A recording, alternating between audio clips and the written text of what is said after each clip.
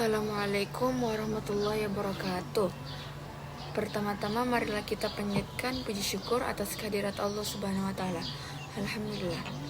Dan tidak lupa pula kita kirimkan salawat beserta salam kepada junjungan kita Nabi Muhammad SAW.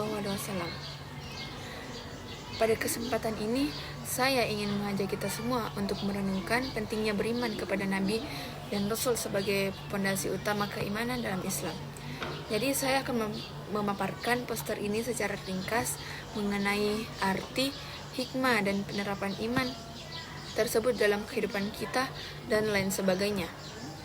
Keimanan kepada Nabi dan Rasul merupakan rukun iman yang sangat penting dalam Islam.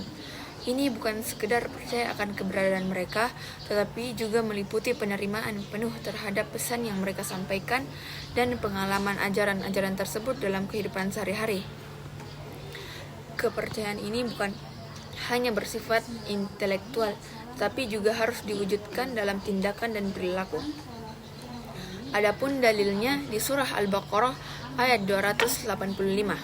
A'udzu billahi minasyaitonir rajim. Amanar rasulu bima unzila ilaihi min rabbih wal mu'minun.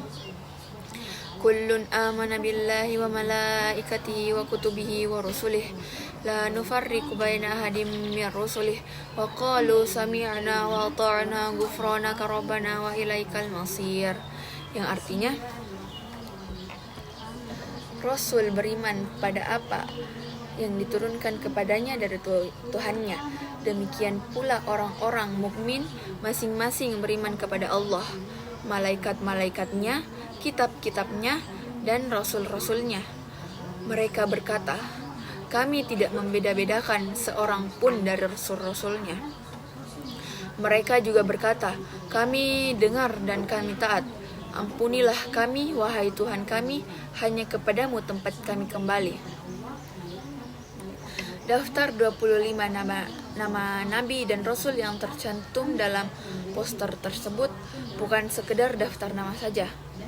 Setiap nama mewakili sejarah panjang, perjuangan dan pengorbanan dalam menyampaikan pesan Allah Subhanahu wa taala kepada umat manusia. Mempelajari kisah-kisah mereka memberikan pemahaman yang lebih mendalam tentang tantangan dan cobaan yang dihadapi para utusan Allah, serta keteguhan hati dan kesabaran mereka dalam menjalankan tugas suci tersebut. Mempelajari sejarah mereka juga membantu kita untuk memahami perkembangan ajaran Islam secara bertahap.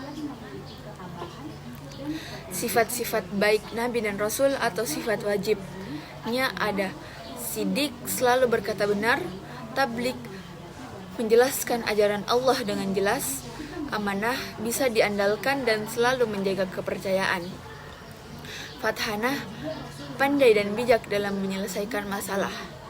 Sifat-sifat buruk yang tidak dimiliki Nabi dan Rasul atau sifat mustahil adalah berbohong atau kizib, berkhianat atau khianat, menyembunyikan, kitman, bodoh yaitu baladah. Rasul-rasul itu seperti guru dan pemimpin yang dikirim Allah untuk membimbing manusia. Tugas mereka bukan cuma menyampaikan pesan, tapi juga menunjukkan bagaimana cara hidup yang baik agar kita bahagia di dunia dan akhirat.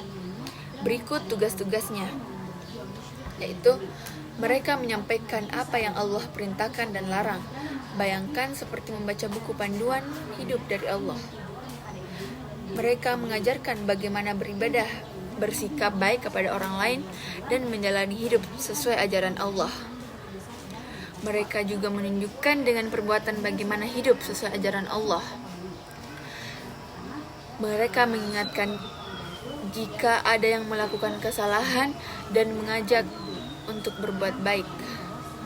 Mereka memberikan kabar gembira bagi yang berbuat baik dan memperingatkan bagi yang berbuat salah.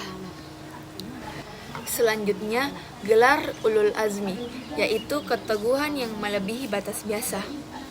Gelar ulul azmi diberikan kepada 5 nabi dan rasul yang memiliki keteguhan hati, kesabaran, dan ketabahan yang luar biasa dalam menghadapi tantangan dan cobaan yang sangat berat. Ada 5 nabi yang diberikan gelar ulul azmi, yaitu Nabi Nuh alaihissalam, Nabi Ibrahim alaihissalam, Nabi Musa alaihissalam, Nabi Isa alaihissalam, dan Nabi Muhammad SAW. Mereka menghadapi penolakan, penganiayaan, bahkan ancaman pembunuhan, namun tetap teguh dalam menjalankan misi dakwah mereka. Hikmah beriman kepada Nabi dan Rasul tidak hanya berdampak pada kehidupan akhirat, tetapi juga memberikan dampak positif bagi kehidupan di dunia. Keimanan ini dapat meningkatkan ketakwaan, membentuk akhlak yang mulia, dan memberikan arah hidup yang jelas, dan memperkuat persatuan umat. Pemahaman yang mendalam tentang ajaran Rasul dapat menjadi panduan dalam menghadapi berbagai permasalahan hidup. Penerapan iman kepada Rasul dalam kehidupan generasi digital, yaitu tantangan era modern pada saat ini. Di era digital ini, penerapan iman kepada Rasul harus diadaptasi untuk menghadapi tantangan baru. Penggunaan media sosial dan teknologi informasi harus diimbangi dengan bijaksana. Dakwah digital dapat dilakukan dengan memanfaatkan teknologi untuk menyebarkan kebaikan, namun harus dibarengi dengan prinsip-prinsip akhlak Islam seperti menghindari hoaks, fitnah, dan konten negatif, memilih informasi yang benar dan bermanfaat, serta menyeimbangkan kehidupan di dunia nyata dan maya. Sangat penting untuk menjaga keimanan dan akhlak kita.